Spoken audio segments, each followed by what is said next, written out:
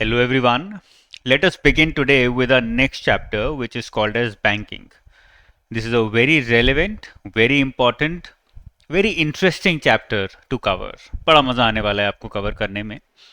हो सकता है पहली बार में थोड़ी अंडरस्टैंडिंग कम हो या बहुत सारे डाउट्स हों. That is obvious because banking as a topic is actually very long. Number one. तो अब जब तमिलनाडु एनसीईआरटीज की बात कर रहे हैं तो हम बहुत सारी चीज़ें कवर नहीं भी करेंगे because we are going to stick to the whatever is being taught under the NCERTs. But at the same time लंबा है and at the same time their importance in civil services prelims is increasing day by day.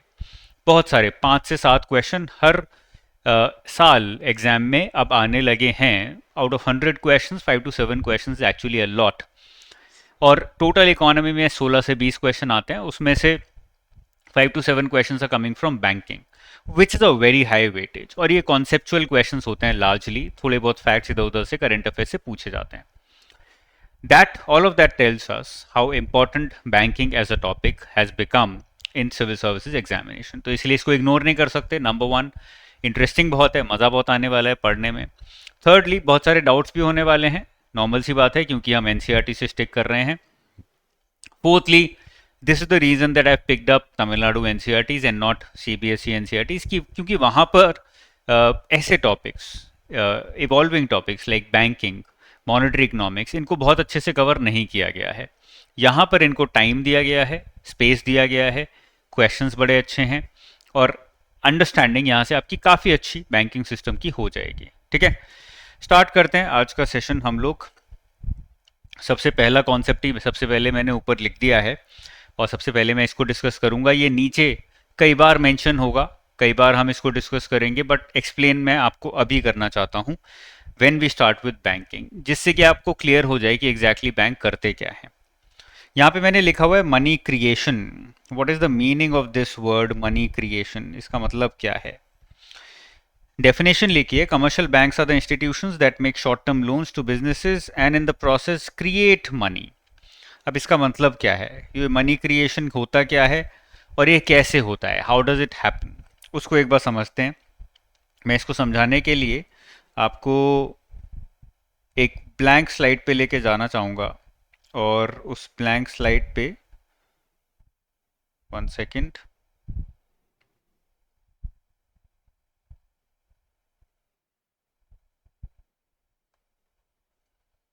ठीक है, इसको ऐसे ही रखते हैं, यहाँ पे रखते हैं. ओके, अब ये ब्लैंक स्लाइड है, इस पे मैं एक्सप्लेन करना चाहूँगा कि exactly what do we mean when we say money creation.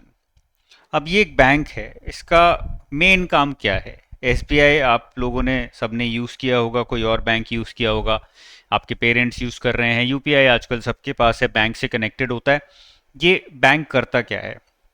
Bank का मेन ऑब्जेक्टिव, जो प्राइमरी फंक्शन है, जिसको अभी हम नीचे भी देखेंगे, is to accept deposits from people or institutions, companies, organizations, it can be anyone, and then to give this money out as loans. ये उसका प्राइमरी फंक्शन है, डिपॉजिट लेना, लोन दे देना. That's it. एक्चुअली बस यही काम होता है बैंक का. अब उसने डिपॉजिट लिया लेट्स से 6% पे, या सेविंग डिपॉजिट है तो 4% पे, करेंट अकाउंट डिपॉजिट है तो 0% पे, लेकिन लोन पे दे दिया 10% पे, तो इसका मार्जिन बना यहाँ पे 4%. दिस 4% बिकम्स द प्रॉफिट और the income of the bank. ये उसकी कमाई हो गई. This is how the banks make money. Okay, इतना हमें समझ आ गया. अब इसके बाद क्वेश्चन आता है कि ये मनी क्रिएशन कहाँ से आ गया अंदर इसके. Let's say I am a person जिसने बैंक में जाके 1000 रुपये डिपॉजिट कराए. कुछ नहीं किया मैंने, बस 1000 रुपये डिपॉजिट करा दिए कि यार अगले महीने या अगले साल निकाल लूंगा, मेरे लिए रिकरिंग डिपॉजिट टाइप हो गया, मैं सेव कर रहा हूँ कुछ पैसा फॉर एग्जाम्पल. अब बैंक क्या करेगा? बैंक इसमें से some money has to be kept aside by the bank. RBI बोलता है कि आपको जितना पैसा मिला है आप सब नहीं दे सकते आगे, आपको कुछ सेफ्टी के लिए रखना भी पड़ेगा. तो 4% या 6% जो भी है, लेट्स अज्यूम 6% हमने एज आरबीआई ने बोला कि कैश रखो. 6% ऑफ 1000 वुड बी 60 रुपीज़. तो बैंक ने 60 रुपीज़ कैश अपने पास रख लिया कि यार ये मैं किसी को लोन पे नहीं दे सकता. फिर आरबीआई ने बोला कि 20%, लेट्स से एसएलआर बोलते हैं इसको, स्टैट्यूटरी लिक्विडिटी रेशो, मतलब 20% आप कहीं पे इन्वेस्ट करो, आप लोन मत दो। तो बैंक ने बोला ठीक है यार, ये भी कर लेते हैं। मतलब 200 रुपये, 200 रुपये मैंने इन्वेस्ट कर दिए। इन्वेस्ट कहाँ पे किए? गवर्नमेंट सिक्योरिटीज़, जहाँ पे मुझे लेट से 8% इंटरेस्ट मिल रहा था, गवर्नमेंट सिक्योरिटीज़ में मैंने इन्वेस्ट कर दिए। अब मेरे पास कितना बचा? 260 चले गए 1000 में से। इसको अज्यूम कर लेते हैं 10% फॉर इजी कैलकुलेशन, नहीं तो बहुत कॉम्प्लिकेट हो जाएगा आगे जाके। तो 100 रुपये यहाँ पे कैश रखना था। 300 रुपीज़ मैंने अपने पास रख लिए। 700 रुपये मेरे पास हैं जो फ्री हैं। अब इसको मैं एज अ लोन दूंगा आगे। The bank is going to give it out as loan. Bank ने 700 रुपये लोन दे दिया, 10% पे लोन आगे दे दिया उसने। ओके, यहाँ पे बात खत्म नहीं हुई। लोन भी किसी को दिया होगा, किसी इंडिविजुअल को दिया होगा, किसी कंपनी को दिया होगा, किसी ऑर्गेनाइजेशन, किसी ट्रस्ट को, किसी ना किसी को लोन दिया होगा। अब ये जिस बंदे ने लोन लिया है वो अपने पास तो रखेगा नहीं पैसा, क्योंकि उसको इंटरेस्ट देना है। He is going to invest that money. Ultimately वो पैसा कहीं ना कहीं से इन्वेस्ट होके बैंक के पास पहुंचेगा, क्योंकि मैंने लेट से मशीनरी खरीदी मार्केट से या एक लैंड खरीदा, तो भी वो बैंक में ही जाने वाला है पैसा। तो वो बैंक दूसरे बैंक में पहुंचा वो पैसा। लेट से आईसीआईसीआई में वो पैसा पहुंच गया। अब इस बंदे ने आईसीआईसीआई में लेट से सारा पैसा, अज्यूम करते हैं सारा पैसा डिपॉजिट कर दिया 6% पे फॉर एग्जांपल। अब आईसीआईसीआई के पास 700 रुपये हैं। आईसीआईसीआई को बैंक आरबीआई ने बोला हुआ है कि यार 10% कैश रखना है आपको, तो मतलब 70 रुपीज़ कैश रख दिया। फिर 20% एसएलआर रखना है, 7 इंटू 2 140, तो 140 रुपीज़ एसएलआर में चला गया। कितना हुआ? टोटल 210 रुपया उसको अपने पास रखना था। 700 में से 210 गया, कितना बचा? 490 rupees. Now this bank ICICI is going to lend this money. अपने पास क्यों रखेगा? क्योंकि उसका रखेगा तो लॉस होने लगेगा। तो 10% पे उसने ये 490 रुपीज़ आगे उठा दिया। What has happened? इकोनॉमी में आरबीआई ने ओरिजिनली इशू कितना पैसा किया था? आरबीआई ने 1000 रुपए का एक नोट बस इशू किया था, उससे ज्यादा कुछ नहीं किया था।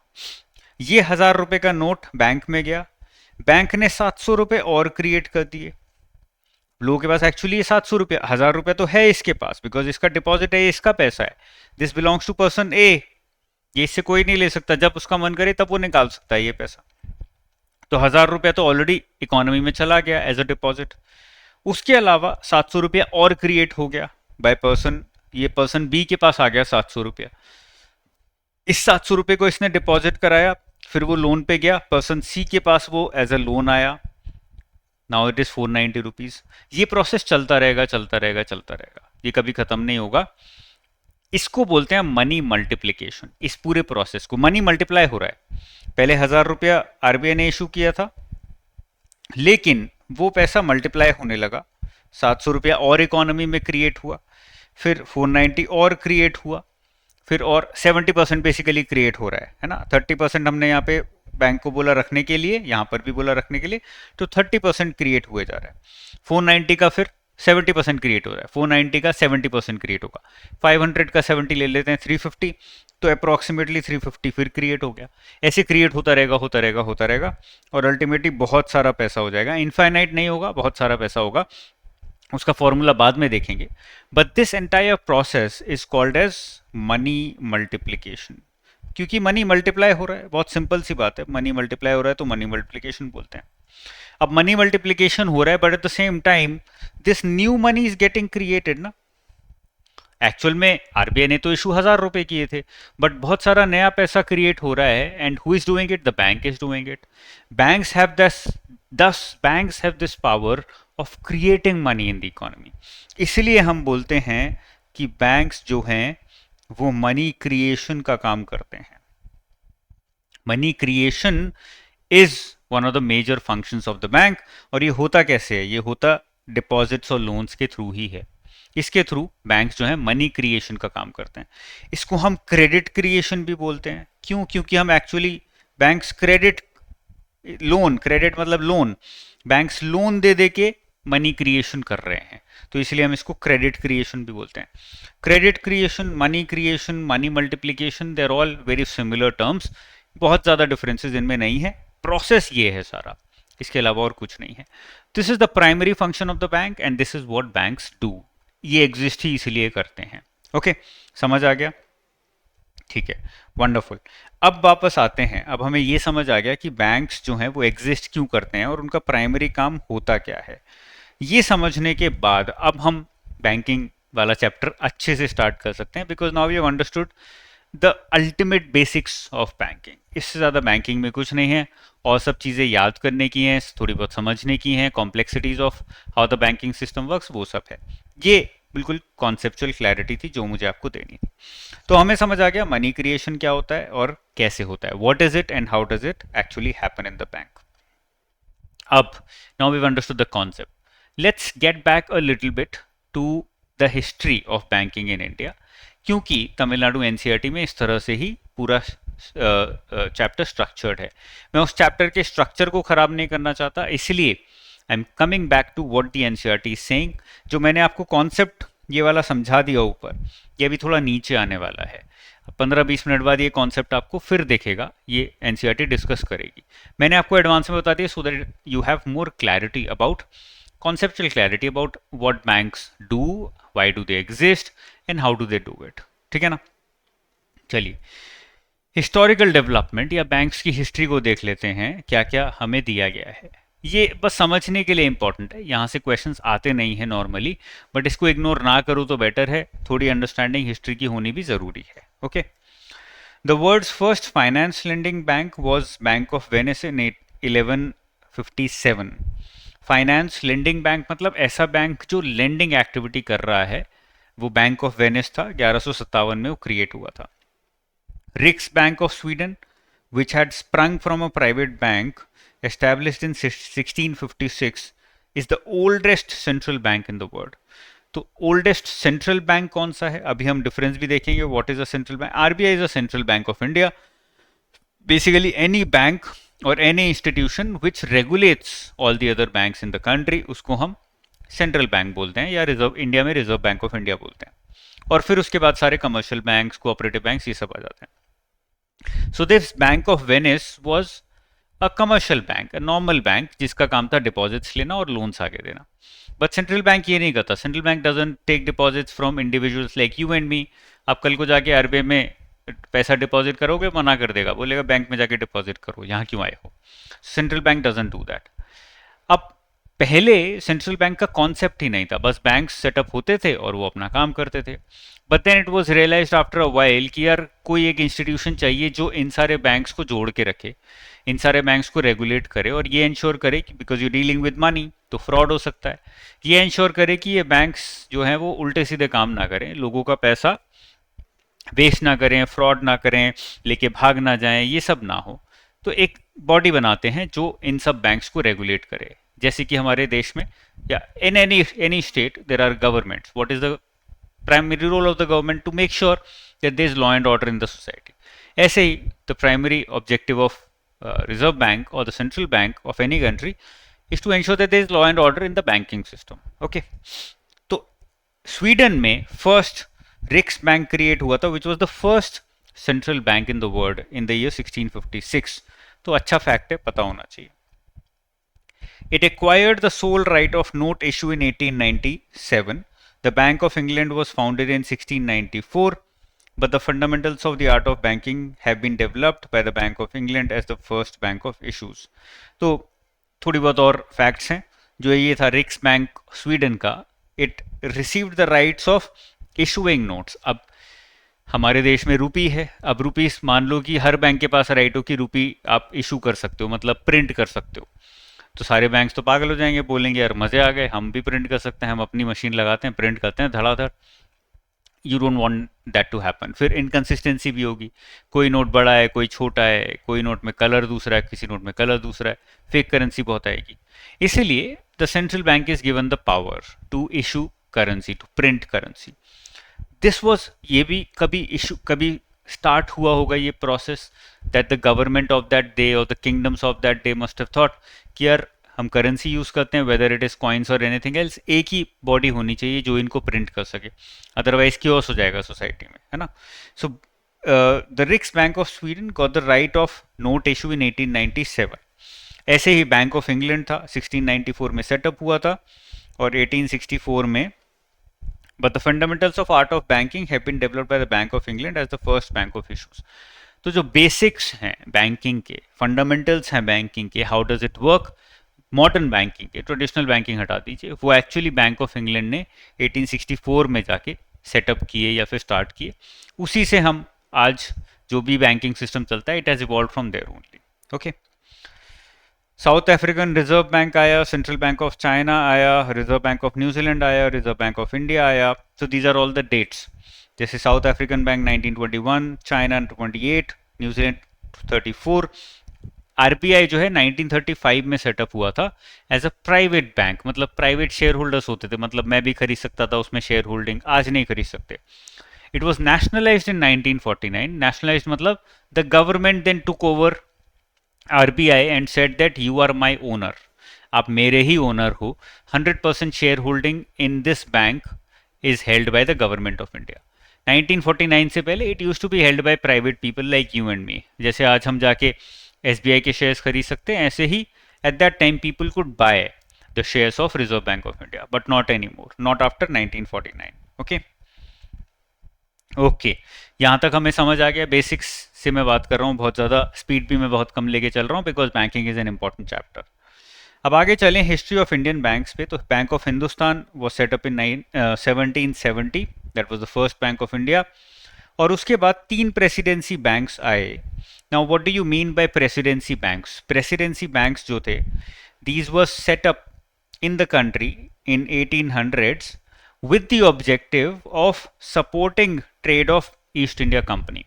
Now East India Company came to India as a trading company कि हम तो भाई बिजनेसमैन हैं, हम ट्रेड करना चाहते हैं, आपके स्पाइसेस बड़े अच्छे हैं, आपका पेपर बड़ा अच्छा है, हम चाहते हैं कि हम इसको अपने देश में लेके जाएं, बेचें वहाँ पर.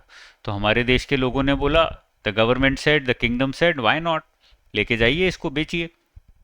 This is the price of this spice, खरीदना है खरीदो. This is the price of this silk, of this cotton, खरीदना है तो खरीदो, बेचो बाहर जाके. So there was no loss in the transaction. जैसे आज भी ट्रेड होता है, तब भी ट्रेड हो रहा था. So East India Company came into India as a trader, and in order to support that trading activity these banks were created. क्योंकि जब आप ट्रेड कर रहे हो तो you are buying something and then you are selling it abroad. When you are buying something you have to pay that money. How will you pay it? You need a bank to complete that transaction, otherwise इतना सारा cash लेके चलोगे तो कोई लूट लेगा. Therefore these presidency banks were set up. 3 presidency banks were set up in 1800s. Bank of Bengal, Bombay and Madras. Bengal, Bombay, Madras, ये 3 major cities थी जिनसे ट्रेड होता था उस टाइम पे. Calicut was also one in Kerala, but ये 3 मेजर सिटीज थी जहां से सारा ट्रेड निकल के जाता था. मेजर यहीं से एक्सपेंशन हुआ ईस्ट इंडिया कंपनी का इंडिया में एज अ टेरिटोरियल आर्मी और as a territorial body institution also. धीरे धीरे कॉलोनाइज किया उन्होंने. तो ये जो 3 बैंक्स थे, ये मेजर ट्रेडिंग हब्स पे सेटअप किए गए in 1800s. Now these 3 banks later merged and formed Imperial Bank of India in 1921. 1921 में तीनों को कंबाइन करके एक बैंक बना दिया, इंपीरियल बैंक ऑफ इंडिया की दिया. 3 की जरूरत नहीं है, एक बैंक रखो, उसकी 3 ब्रांचेस खोल लो चाहे तो. And this bank only in 1955 became State Bank of India.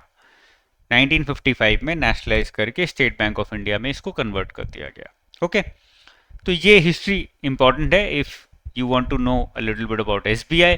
State Bank of India की हिस्ट्री यहाँ से आपको पता लगी, बड़ी इंटरेस्टिंग है. आगे चलते हैं, हिस्ट्री खत्म हो जाती है यहाँ पर. आपको बोरिंग लग रही तो खत्म हो गया. अब आते हैं कमर्शियल बैंक्स पे. अब कमर्शियल बैंक्स का मैंने प्राइमरी फंक्शन आपको बता दिया कि वो क्यों एग्जिस्ट करते हैं, फिर से रिपीट करने की जरूरत नहीं है. यहाँ पर इस किताब में 3 मेजर फंक्शंस बताए, मतलब 3 डिविजन्स हैं, primary function, secondary functions and other functions. अब इसमें सब कुछ आ जाता है, बैंक्स जो भी करता है, मेजर चीज़ें यहाँ कवर हो जाती हैं.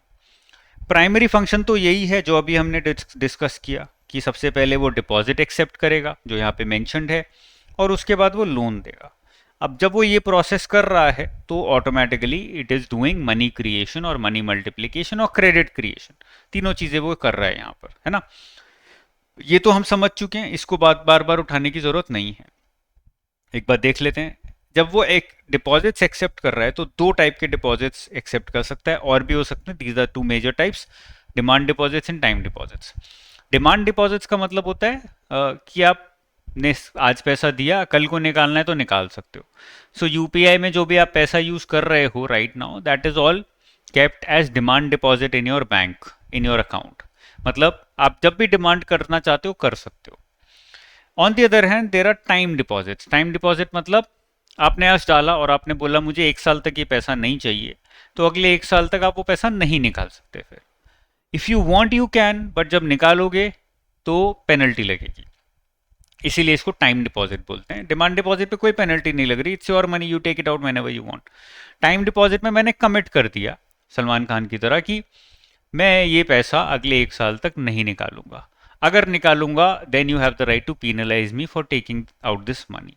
उसको हम बोलते हैं टाइम डिपॉजिट, ठीक है ना। So banks can take both demand deposit and time deposit. Demand deposit जब बैंक आपको राइट दे रहा है तो रेट ऑफ इंटरेस्ट जो है वो कम होगा, नॉर्मल सी बात है, आपको यहाँ 3-4% मिलेगा। लेकिन जब फिक्स डिपॉजिट बनाओगे which is a time deposit, तो आपको ज्यादा इंटरेस्ट मिलेगा, 7%, 7.5%, वो आपको दे देगा उतना interest. That is the advantage of a time deposit. Okay, ऐसे ही बैंक्स जो है वो लोन दे सकते हैं। अलग अलग टाइप के लोन्स होते हैं, long term loan, short term loan, overdraft, cash credit, discounting bill of exchange. ये हम सब कुछ यहाँ पे नहीं समझ सकते, बहुत लंबा हो जाएगा। But basically banks can give out loan, या तो शॉर्ट टर्म के लिए लोन देगा 1 दिन, 2 दिन, 5 दिन, 10 दिन, या लॉन्ग टर्म के लिए लोन देगा। मैंने बोला मुझे 5 साल के लिए लोन चाहिए, या घर खरीद रहा हूँ तो 30 साल के लिए लोन चाहिए, वो भी आप कर सकते हो। तो ये बैंक्स जो है ये दोनों मेजर काम करते हैं, which are called as primary functions of the bank. ये हमें समझ आ गए। अब आ जाते हैं सेकेंडरी फंक्शंस में, विच आर अ लॉट। मतलब इन प्राइमरी फंक्शंस के अलावा और बहुत सारे सपोर्टिंग फंक्शंस भी बैंक्स कैरी आउट करते हैं, जिनको हम बोलते हैं सेकेंडरी फंक्शंस। ये सपोर्टिंग फंक्शंस क्या हैं? एजेंसी सर्विसेज, मतलब the bank acts as your agent. अब मेरा एजेंट कौन है? मेरा एजेंट कोई ऐसा इंसान है या कोई ऐसी कंपनी है जो मेरे बिहाफ पे काम कर रही है, दैट इज एन एजेंट, है ना। फॉर एग्जाम्पल कहीं बाहर ट्रैवल करने चाहते हो तो आप बोलते हो कि यार एजेंट से बुकिंग कराई है। अब what is that agent doing? That agent is making the booking on your behalf, है ना। तो आपके बिहाफ पे वो काम कर रहा है, इसीलिए उसको एजेंट बोला जाता है। So the banks can also function on your behalf if you give it the rights. अगर आप अपने बैंक को राइट्स दोगे तो वो आपके बिहाफ पे करेगा काम, इसीलिए इसको एजेंट बोल देते हैं, और ये फंक्शंस को एजेंसी फंक्शन बोलते हैं। फॉर एग्जाम्पल यहाँ पे जो दिए गए हैं वो हैं 3 मेजर, बहुत सारे हैं, 100 फंक्शंस हैं। 3 मेजर है। चेक कलेक्शन, मतलब अब जब बिजनेस करोगे या कभी बिजनेस किया होगा या चेक यूज़ किया होगा तो समझ आया होगा या समझ आ जाएगा। मैं लेमैन में समझाने की कोशिश करता हूँ। चेक फंक्शन मतलब लेट्स से मैंने कोई सामान खरीदा तुमसे, you are the seller, I am the buyer, तो मुझे तुम्हें पैसे देने हैं, आई हैव टू पे सम मनी टू यू। अब I have to pay you for whatever I purchase from you, how will I pay? या तो मैं कैश दे दूंगा या मैं ऑनलाइन ट्रांसफर कर दूंगा, मैं चेक भी दे सकता हूँ। तो लेट्स से मैंने तुम्हें चेक दिया, तुमने बोला यार ये चेक दे दिया है, अब मेरे को बैंक जाना पड़ेगा। तुमने बैंक वाले को बोला यार ये मेरा चेक आया है एक, I have to receive this money, मेरे अकाउंट में आना चाहिए पैसा, क्योंकि ये तो पेपर है, इसकी तो कोई वैल्यू नहीं है। तो आपने बोला बैंक को कि यार कोई बंदा भेज दो, मेरा ये चेक डिपॉजिट करा दो। बैंक ने बोला ठीक है भेज देते हैं। Bank sent you somebody to your door, he picked up your cheque and he deposited it on your behalf in the bank. फिर बैंक ने ये पूरा प्रोसेस किया कि बैंक ने बोला कि अच्छा ये चेक है फलाना फलाना का, ये अनुज जिंदल ने कुछ पैसा देना है लेट्स से सेलर को, तो अनुज जिंदल के अकाउंट से डेबिट हो जाएगा ये लेट्स से 5,000 रुपया, और सेलर के अकाउंट में 5,000 रुपया क्रेडिट हो जाएगा। That is what the cheque is.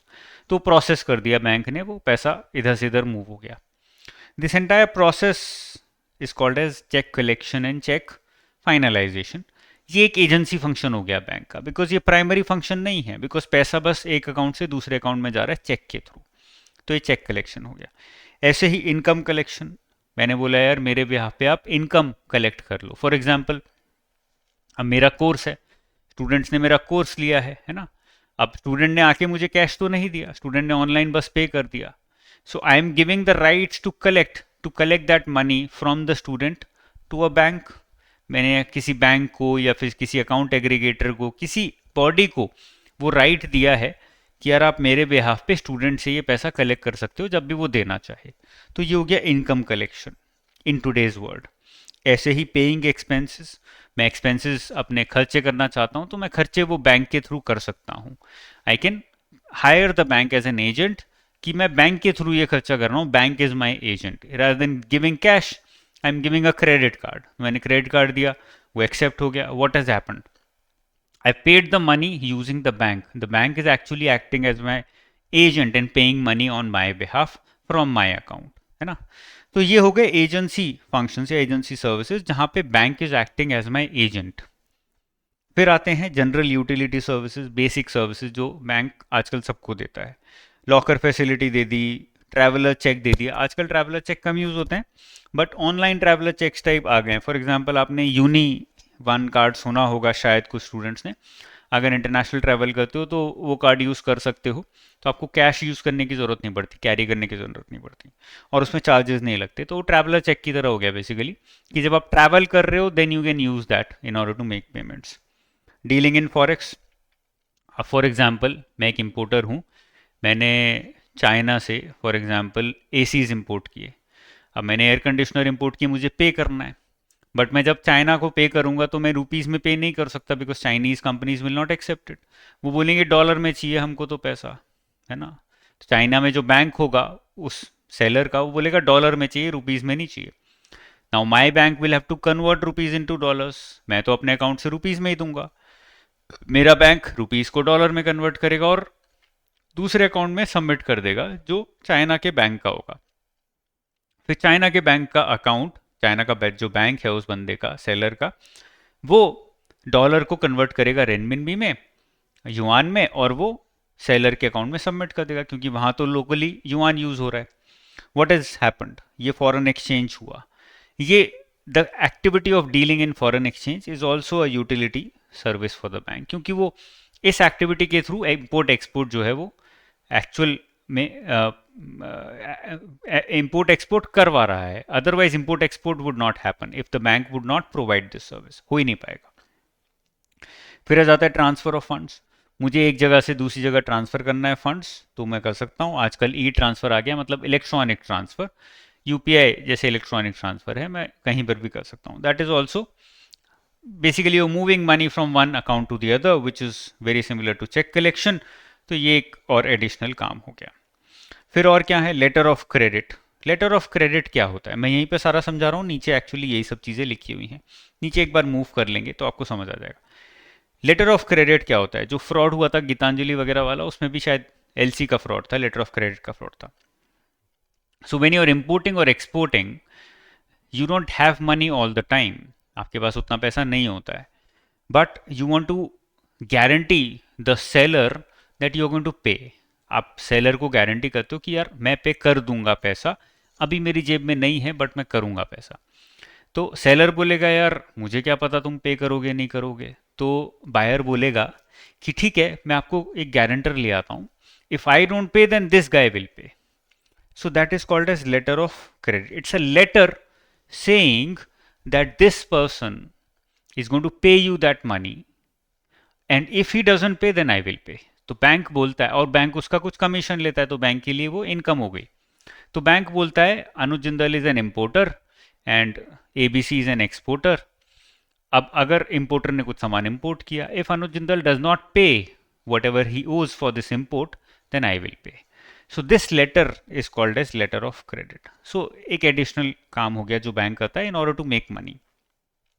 Underwriting, underwriting अलग अलग टाइप की होती हैं, बट बैंकिंग या इन्वेस्टमेंट टर्म्स में अंडर राइटिंग का मतलब होता है, for example I want to go for an IPO, मतलब इनिशियल पब्लिक ऑफर करना है मुझे, मार्केट में जाके अपना शेयर इशू करना है अपनी कंपनी का, स्मॉल कैप है, मिड कैप है, वट एवर इट इज़। और जब मैं मार्केट में गया, मैंने आईपीओ इशू करना चाहा, तो मुझे पता लगा है तुम्हें अंडर राइटर चाहिए। अंडर राइटर मतलब एक बैंक चाहिए जो आपको सपोर्ट करे इस एक्टिविटी में। तो मैं बोला यार क्यों ज़रूरत है मुझे सपोर्टर की, तो लोग बोलेंगे जो भी मुझे गाइड कर रहा है वो बोलेगा nobody knows how credible you are as a company. The bank if it underwrites you, it is saying basically that this is the risk that we have identified in this company, this is the amount that we are ready to pay for the shares of this company. तो जब bank ये बोलता है return में, then automatically people's trust increases. So here the bank is acting as an underwriter, and when the bank does that, the bank also buys certain shares from you. तो let's say मैंने IPO निकाला और IPO में मैं 1 million shares issue कर रहा हूँ। Bank ने बोला 1 मिलियन में से 5 lakh shares I will buy, after 3 months I can sell the shares in the market. तो मैंने बोला बढ़िया यार, 5 लाख शेयर्स बैंक ही ले लेगा। बट बैंक ने बोला मैं सस्ते में लूंगा, आपके नॉर्मल शेयर 10 रुपए का है, मैं 9 रुपए में लूंगा ये। तो मैंने बोला ठीक है यार ले लो। What is the bank doing? The bank is underwriting here. Okay, तो बैंक ने मेरा रिस्क मेजर किया, उस रिस्क के बेसिस पे मेरे शेयर्स में इन्वेस्ट किया फॉर अ शॉर्ट टर्म। जब उसने ये किया तो the message goes out to the public that the company is safe enough, good enough to invest, because the bank has already run its activity of finding out कि इस company में risk कितना है और इन्वेस्ट करना चाहिए कि नहीं करना चाहिए। फिर आ जाता है electronic banking. It's basically similar to electronic transfer. जो भी बैंकिंग सर्विसेज आप ऑनलाइन कर सकते हो, आजकल तो फ़ोन पे सब कुछ है। मैं भी सारी कंपनी की ट्रांजैक्शंस भी सब कुछ ही फ़ोन पे हो रहा है आजकल तो। So that is all electronic banking. I don't think आपको समझाने की ज़रूरत है, बेसिक सी चीज़ है। ये यहाँ पर 7th मेजर फंक्शन आ गया, क्रेडिट क्रिएशन, जो मैंने आपको ऑलरेडी एक्सप्लेन कर चुका हूँ। इसमें लोन्स एंड एडवांसेस, मतलब लोन्स का मल्टीप्लिकेशन हो रहा है, जो मैंने आपको बताया था। और इसके through money supply, MS is money supply, supply of money in the economy is increasing. जैसे हमने देखा था 1000 रुपये आरबीआई ने इशू किए, बट 700 रुपये और इशू हो गए, 490 और हो गए, 350 और हो गए, ऐसे और होते रहेंगे, काफ़ी सारे पैसे हो जाएंगे, 3000 से ऊपर हो जाएंगे। So what is this? This is in money supply increasing the economy. RBI ने तो 1000 ही मनी सप्लाई डाली थी इकोनॉमी में, बट बैंक्स ने वो बढ़ा के 3000 3500 कर दी। This is called as increasing money supply in the economy. और ये होता है किसके थ्रू? मनी क्रिएशन या क्रेडिट क्रिएशन के प्रोसेस के थ्रू, जहां पर multiplication of money happens. Okay, I hope this is clear now. सब कुछ मैंने यहीं पे समझा दिया है। डिमांड डिपॉजिट, टाइम डिपॉजिट हम देख चुके हैं, एडवांसिंग लोन्स हम देख चुके हैं, सेकेंडरी फंक्शंस में एजेंसी हमने देख लिया, चेक कलेक्शन देख लिया, कलेक्टिंग इनकम देख लिया, पेइंग एक्सपेंसेस देख लिया, जनरल यूटिलिटी फंक्शंस के अंदर हमने लॉकर देख लिया, ट्रैवलर चेक देख लिया, एलसी भी हम देख चुके हैं, ट्रांसफरिंग फंड्स भी हम देख चुके हैं, अंडर राइटिंग भी हमने देख लिया, इलेक्ट्रॉनिक बैंकिंग भी हमने देख लिया, और अदर फंक्शंस में मनी सप्लाई और क्रेडिट क्रिएशन हम दोनों चीज़ें देख चुके हैं कि मनी सप्लाई कैसे मल्टीप्लाई होती है, क्रेडिट किस तरह से क्रिएट होता है। ओके, आई होप यहाँ तक क्लियर है। आगे चलते हैं। Techniques of credit creation by commercial banks is a next topic. मैंने जो अभी आपको सबसे पहले समझाया था when we started with the chapter, मैंने बोला था कि मैं मनी क्रिएशन समझा रहा हूँ और नीचे वो आने वाला है। यहाँ पे देखो आ गया, technique of credit creation by commercial bank. जैसे जैसे बैंक ज़्यादा लोन देता है उस तरह से money supply in the economy increases and that is called as credit creation. इसी को हम क्रेडिट क्रिएशन बोलते हैं, जो मैं आपको समझा चुका हूँ। अब इसमें दो टर्म्स आते हैं जो थोड़े इंपॉर्टेंट हैं क्योंकि कंफ्यूजिंग है, primary deposit and derived deposit. इन दोनों का मतलब क्या है? हमने देखा था banks accept deposits, it can be a demand deposit और अ टाइम डिपॉजिट। बट दो और टर्म्स हैं इनसे connected which are whether that deposit is a primary deposit और a derived deposit. Primary deposit का मतलब होता है जहां पर लेट्स से मैंने, अनुज जिंदल ने बैंक में जाके 1000 रुपये सबमिट कराए, डिपॉजिट कराए, this will be primary deposit. Why is it called as passive deposit? Is because in this case the bank has no major role to play. Bank का रोल जो है वो पैसिव है, इसीलिए इसको हम पैसिव डिपॉजिट बोलते हैं। When what do we mean when we say bank का रोल पैसिव है? वी मीन कि बैंक ने इसमें क्या किया, बस पैसा एक्सेप्ट कर लिया, डिपॉजिट ले लिया और तो कुछ नहीं किया। That is why it's a primary deposit, because new money is getting deposited in the bank, but the role of the bank is passive, तो इसीलिए इसको passive deposit बोलते हैं। सेकेंड आता है derived deposit या फिर active deposit। इसको active deposit बोलते हैं, क्यों इसको active deposit बोलते हैं? क्योंकि इसमें बैंक का active रोल होता है। और इसको हम derived deposit भी बोलते हैं, क्यों? क्योंकि यहाँ पर कैश इन्वॉल्व नहीं है। इसका एग्जाम्पल ये है कि मैंने बैंक से जाके 1000 रुपये का लोन लिया, मैं बैंक गया, मैंने बोला यार 1000 रुपये का लोन दे दो। बैंक ने बोला ठीक है 1000 रुपये का लोन दे देंगे। तो बैंक ने मेरे अकाउंट में 1000 रुपये ट्रांसफ़र कर दिए। बैंक ने क्या किया, मैंने 1000 रुपये का लोन लिया था, बैंक ने 1000 रुपये मेरे अकाउंट में ट्रांसफ़र कर दिए। What has happened? Money has got created out of thin air. वो एक्चुअली पैसा एग्जिस्ट तो नहीं करता था ना, डिपॉजिट तो मैंने कहीं और किए थे या किसी और ने किए थे। बैंक ने मनी मल्टीप्लिकेशन के प्रोसेस के थ्रू वो पैसा बस अकाउंटिंग कहीं पे नंबर्स लिख के और वो पैसा क्रिएट कर लिया और वो मुझे दे दिया। तो एक्चुअल में वो मनी डज नॉट एग्जिस्ट, वो पैसा एग्जिस्ट ही नहीं करता है। The bank created that money out of thin air, because actually RBI ने वो शायद 1,000 रुपये इशू किए ही नहीं थे। आरबीआई ने तो बहुत पहले बहुत सारे पैसे इशू किए थे जो बैंक्स में डिपॉजिट हो रहे थे। बैंक ने उसमें से 1,000 रुपये out of thin air create कर दिए। So it's a derived deposit, मतलब it has been derived by the bank out of thin air, and it's an active deposit. Why? Because bank has an active role to play in this, bank ने actively वो पैसा create किया है।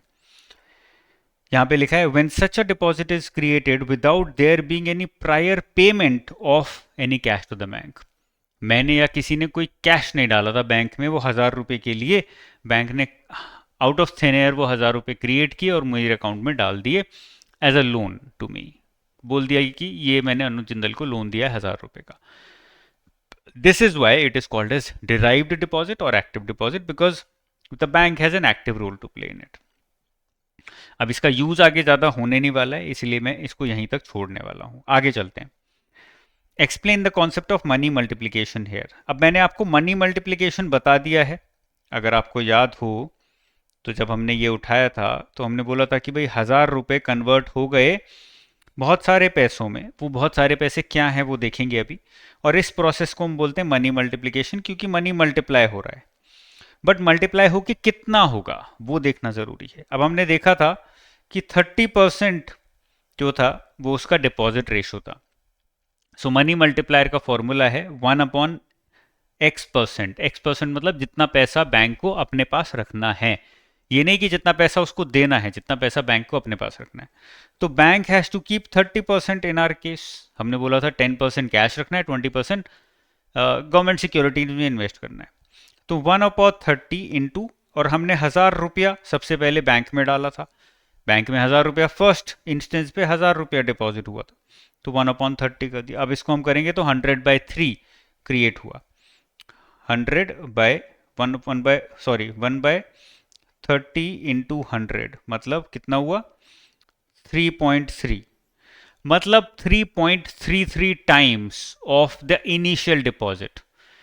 Initial deposit कितना था? 1,000 रुपया। 1,000 रुपये का 3.333 टाइम्स पैसा क्रिएट होगा। तो फाइनली कितना पैसा क्रिएट होगा? 3,333। 1,000 rupees will get converted, will multiply to 3,333 rupees because of this process of multiplication. तो जो हमने देखा था कि यहाँ पर ये पैसा मल्टीप्लाई हो रहा है, 1,000 रुपया, 700 रुपया, 490, 350, ये अल्टीमेटली कितना बनेगा? 3,333। This is going to be the final figure. इतना पैसा अल्टीमेटली क्रिएट होगा और उसके बाद वो रुक जाएगा money multiplication process. I hope this is clear. तो ये एक फॉर्मूला है, ये आपको समझ आ गया होगा, अब तक याद होना चाहिए। That is all. ओके, आगे चलते हैं। Role of commercial banks in economic development of a country. I think this is the final topic before we move to NBFCs. उसको हम नेक्स्ट क्लास में कन्वर्ट करेंगे, बहुत लंबा हो जाएगा। जो कमर्शियल बैंक्स हैं उनका इकोनॉमिक डेवलपमेंट में क्या रोल होता है? बहुत बड़ा रोल होता है भाई डेवलपमेंट में। सबसे पहले तो वो लोन दे रहे हैं, क्रेडिट क्रिएट कर रहे हैं, वही बहुत बड़ा काम है। अब देख लेते हैं एक एक करके, what are the major ways in which commercial banks contribute towards economic development of a country. The first major contribution is called as capital formation. Capital formation का मतलब क्या होता है? मैं let's say I want to set up a factory in India. Let's say I want to create, again let's take the example of ACs. मैं चाहता हूँ कि यार एक बढ़िया सा इंडियन ब्रांड होना चाहिए जो एयर कंडीशनर्स बढ़ाए, क्योंकि ग्लोबल वार्मिंग हो रही है, गर्मी बहुत है। I see it as an opportunity. तो मैंने एक एयर कंडीशनर बनाने का फैक्ट्री सेटअप करने का डिसाइड किया। अब लेट्स से मुझे रियलाइज़ हुआ या फिर मैंने पूरी कैलकुलेशन करी और मुझे पता लगा कि इसमें तो 100 करोड़ रुपए लगेगा एक फैक्ट्री सेटअप करने में, उसकी मार्केटिंग में, उसको किक स्टार्ट करने में। तो मैं बैंक के पास गया, मैंने बैंक से बोला कि यार मुझे 100 करोड़ चाहिए। बैंक ने बोला हाँ ठीक है दे देंगे। बैंक ने मुझे पैसा दिया। The bank gave me a loan of 100 crore in order to set up that factory. I cannot use it for anything else. I can use that money only for setting up that factory. What will I do? I will start buying various assets. मैं land खरीदूंगा, उसके ऊपर factory लगाऊंगा, machinery लगाऊंगा, बहुत सारी चीज़ें लगाऊंगा, है ना। Ultimately I will start creating that factory. All of those things are assets. So what am I doing? I'm creating capital in the economy. मैं capital form कर रहा हूँ economy में. Capital is asset. It can be a financial asset, it can be a physical asset. तो मुझे bank ने एक financial asset दिया जिसके बेसिस पे मैंने फिजिकल एसेट क्रिएट किया, और उस फिजिकल एसेट को क्रिएट करने के बाद अब मैंने एसीज बनाने शुरू किए, एसीज मार्केट में सेल किए, मेरी कंपनी का रेवेन्यू स्टार्ट हुआ क्रिएट होना, रेवेन्यू लेट से 1000-2000 करोड़ पहुंच गया, बहुत बड़ी फैक्ट्री, बहुत बड़ी कंपनी बन गई. So what has the bank done? Bank के 100 करोड़ रुपए के लोन के थ्रू इकोनॉमी में हम 1000, 2000, 5000 करोड़ की कंपनी बना पाए. Therefore, through this process of giving out loans, the bank can help in capital formation, asset formation in the economy, जो उसको अगले 30 साल, 40 साल, 50 साल, 100 साल रिटर्न देता रहेगा in the form of more production, more growth in the economy, है ना. तो ये फर्स्ट मेजर काम है या रोल है कमर्शियल बैंक्स का इकोनॉमिक डेवलपमेंट में कि वो कैपिटल फॉर्मेशन करते हैं. सेकेंड रोल है क्रिएशन ऑफ क्रेडिट, मतलब लोन गिविंग प्रोसेस, ये हम पढ़ चुके हैं, फिर से रिपीट करने की जरूरत नहीं है. थर्ड है channelising funds towards productive investment. इसका बेस्ट एग्जांपल है प्रायोरिटी सेक्टर लेंडिंग, पीएसएल. तो आरबीआई ने बोला हुआ है कि अगर किसी बैंक को 100 रुपये रिसीव होते हैं तो उसमें से 40 रुपया, 40 रुपीज, और 40% out of that money the bank has to give only to certain sectors, जैसे कि agriculture, small enterprises, education, housing, renewable energy की कोई कंपनी है उसको देना है. तो आरबीआई ने एक लिस्ट बनाई हुई है और बोला है कि भाई 40% out of this 100 rupees, that means 40 rupees you have to give to one of these sectors only. क्यों कर रहा है ये? आरबीआई ने बोला यार हमारे देश में बहुत सारे सेक्टर्स हैं जिनको पैसे की बहुत ज़रूरत है, but they are less profitable और हाईली रिस्की. अब आप एजुकेशन लोन देते हो तो रिस्क रहता है कि यार बच्चा लोन वापस दे पाएगा या नहीं दे पाएगा, नौकरी नहीं लगी तो नहीं दे पाएगा. या फिर आप एग्रीकल्चरल लोन देते हो तो risk is higher because agriculture fail बहुत होता है. तो अगर फेल हो गया, अनप्रिडिक्टेबिलिटी ज़्यादा है, फार्मर डेट में ऑलरेडी, तो आपको पैसा वापस नहीं मिलेगा.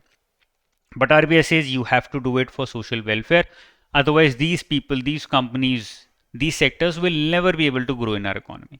तो इसको हम बोलते हैं चैनलाइजिंग द फंड्स.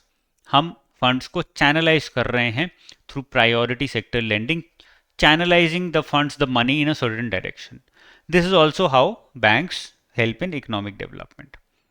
फिर आ गया encouraging right type of industries, मतलब सही टाइप की इंडस्ट्रीज को एनकरेज करना, गलत टाइप की इंडस्ट्रीज को डिस्करेज करना. कैसे करोगे एनकरेज? उनको लोन देके, बोल के कि यार जैसे इंडिया में स्टार्टअप्स को बहुत एनकरेजमेंट मिला है, बहुत इजी लोन्स पॉलिसी मिली है, एमएसएमईज को बहुत इजी लोन पॉलिसी है, कोलेटरल फ्री लोन भी मिल जाता है, लेस कोलेटरल पे भी लोन मिल जाता है, विमेन ऑन्टरप्रेन्योर्स हैं तो उनको विदाउट एनी कोलेटरल लोन मिल जाता है. What are we doing? We are trying to channelise the funds in the right type of industry, जिससे कि इन टाइप की इंडस्ट्रीज को प्रमोशन मिले, और गलत टाइप की इंडस्ट्री में डालोगे पैसा तो डूब जाएगा. So it's very similar to the previous point, channelising the funds for productive investment, but a little different because यहाँ पे हम बात कर रहे हैं कि किस इंडस्ट्री को आप पैसा दो which you see that is going to contribute towards long term development of your country. ठीक है ना. जैसे defence is not under PSL, but आप चाहोगे, द गवर्नमेंट वुड वांट कि हम डिफेंस की मेक इन इंडिया को प्रमोट करने के लिए डिफेंस सेक्टर में पुश करें बैंक्स को कि यार आप डिफेंस कंपनीज को लोन दो. Okay, so that would be under point number 4. Point number 5, banks monetise debt. Now this is interesting. Debt monetisation का मतलब क्या होता है? फिर से वही एग्जांपल लेते हैं. मैं लेट्स से इंपोर्टर हूँ, तुम एक्सपोर्टर हो, तुमने कोई सामान मुझे एक्सपोर्ट किया, अब I have to pay you money for that because I purchase something from you. मुझे तुम्हें कुछ पैसा देना है, मैंने बोला यार पैसे नहीं है अभी, I am your debtor. Now a person who has to pay is called as a debtor, and a person who has to receive money, who has sold something and now has to receive money, is called as a creditor.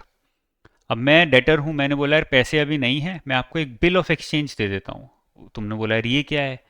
तो मैंने बोला यार ये बहुत simple है, ये एक certificate है, बैंक ने स्टैम्प किया हुआ है, ये सर्टिफिकेट बोलता है कि मैं अगले 3 महीने में आपको पैसा दे दूंगा.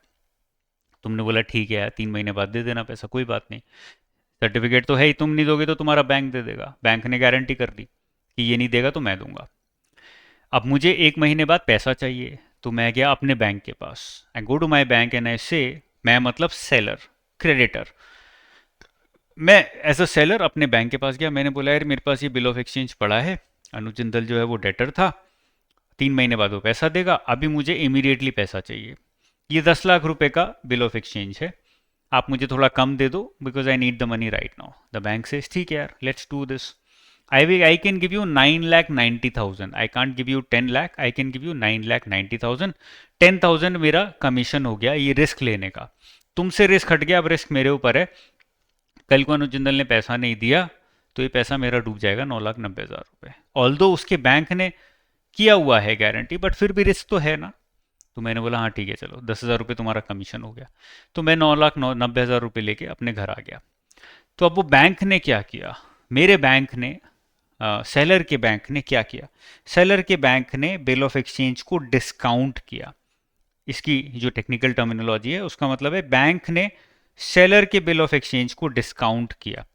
डिस्काउंट किया मतलब उसने डेट को मोनेटाइज कर दिया। डेट जो था, डेट मतलब जितना पैसा देना था उसको मनी में कन्वर्ट कर दिया इमीडिएटली। एक्चुअली में वो 3 महीने बाद मिलना था, लेकिन वो आज ही मिल गया बिकॉज ऑफ द बैंक। तो बैंक ने उस डेट को मनी में कन्वर्ट कर दिया आज ही। That is why it is called as monetising of date.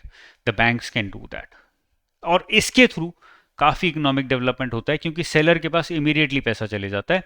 Seller उस पैसे को यूज़ करके एक्सपैंड कर सकता है और काम कर सकता है, और डेटर को भी कोई लॉस नहीं है क्योंकि डेटर को तो 3 महीने बाद ही पैसा देना है। तो डेटर का भी फायदा है, 3 महीने को उसको टाइम मिल गया, और सेलर का भी फायदा है क्योंकि उसको पैसा आज ही मिल गया, वो सारा पैसा बैंक ने दिया है। Okay, finance to the government. तो जो बैंक्स होते हैं they also have to buy and they want to buy, sometimes they want to buy, और एसएलआर के अंदर they have to buy government securities and treasury bills which are basically government bonds. The government issues bonds and says that anyone who wants to buy this certificate can buy this certificate। ये basically loan है मैं जो आपसे ले रहा हूँ, मैं इसके आपको 8% रेट ऑफ इंटरेस्ट दूंगा। तो बैंक बोलते हैं ठीक है यार हम खरीद लेते हैं, 8% is good enough, risk free है, कल को पैसा तो वापस मिलना ही है। So by doing this they are basically giving money to the government as a loan. The government starts using this money for economic development, for social welfare activities in the economy. So that is how they are also contributing towards economic development. Okay.